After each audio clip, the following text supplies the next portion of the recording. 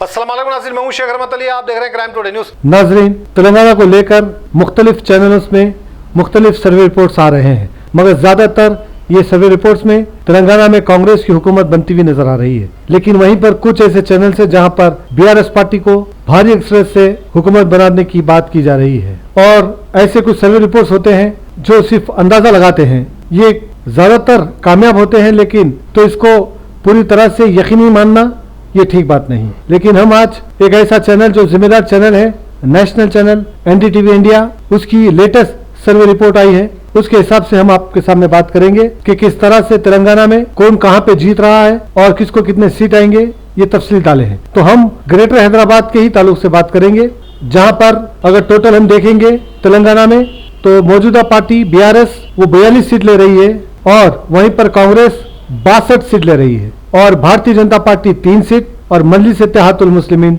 7 seat. तो इसमें 62 seat जो ले रही है कांग्रेस, वो कामयाब होते हुए नजर आ रही है, वो हुकूमत बनाते हुए नजर आ रही है। अगर हम शहर के अहम सीटों पर नजर डालेंगे तो जिस तरह से ग्रेटर हैदराबाद में महेश्वरम सीट है, जहां पर सविता इंद्रा रेड्डी जो कांग्रेस के थे, उसके बाद बीआरएस पार्टी ज्वाइन किए, वो एजुकेशन मिनिस्टर भी है, वो हारती हुई नजर आ रही है, क्योंकि महेश्वरम कॉन्स्टिट्यूंसी में कोई तरक्कियात के काम नहीं हुए। अवाम नाराज है सविता इंद्रा रेड्डी से और उनके काउंसलरों से, उनके लीडरों से बहुत परेशान है। इसलिए अवाम ने ये जहन बनाया कि अब की फिर एक बार कांग्रेस को डालेंगे और कांग्रेस के दूसरे कैंडिडेट को जिताएंगे, क्योंकि लास्ट टाइम भी सविता इंद्रा रेड्डी को ही वोट डाला था जब वो कांग्रेस से खड़े थे, लेकिन कामें नहीं हुए, ये बीआरएस पार्टी ज्वाइन कर लिए। इसकी वजह से कोई यहाँ पर तरक्कियात काम नहीं हुए। जगह जगह पर मोरियां, नालियां, सड़कें सही नहीं, पानी की परेशानी, हर चीज जैसी की वैसी है, कोई तरक्की नहीं हुई। कुछ जगहों पे शायद काम हुआ, लेकिन ज्यादातर जो स्लम्स एरिया है वहां पर कुछ काम नहीं हुआ,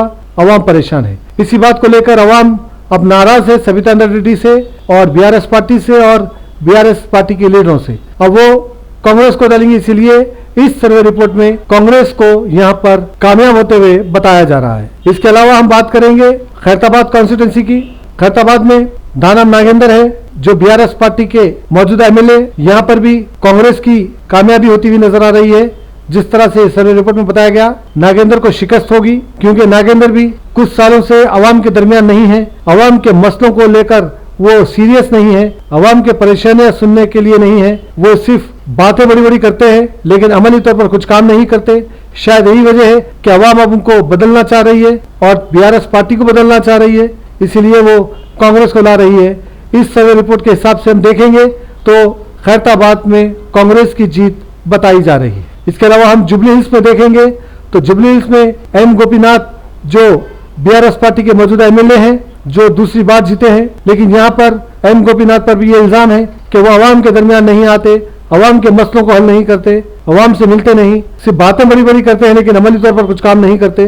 तो शायद यहाँ पर भी कांग्रेस की कामयाबी होगी, ऐसा इस सर्वे रिपोर्ट में बताया जा रहा है कि कांग्रेस की यहाँ पर कामयाबी है। इसके अलावा नामपल्ली कॉन्स्टिट्यूंसी में हम नजर डालेंगे तो नामपल्ली थोड़ी सी यहाँ पर पेचीदा मसला आ रहा है। अगर जो मौजूदा एमएलए है एआईएमआईएम के जाफर हुसैन मेराज, अगर उन्हीं को टिकट दिया जाएगा तो मजलिस यहाँ से कामयाब होगी। अगर उनकी जगह किसी और को टिकट दिया जाएगा तो शायद यहाँ पर मजलिस की शिकस्त होगी और कांग्रेस की कामयाबी होगी।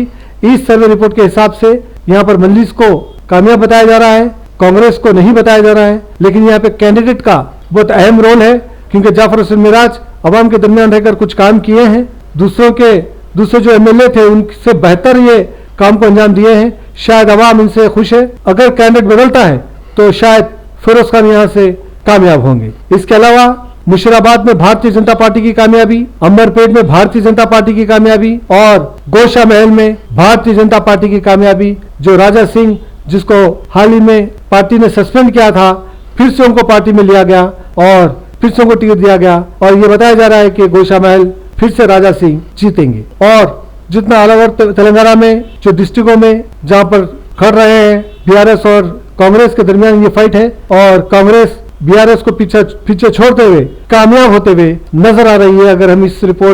अगर हम एनडीटीवी इंडिया की सर्वे रिपोर्ट के हिसाब से हम देखेंगे तो यहाँ पर कांग्रेस पार्टी हुकूमत बनाने जा रही है।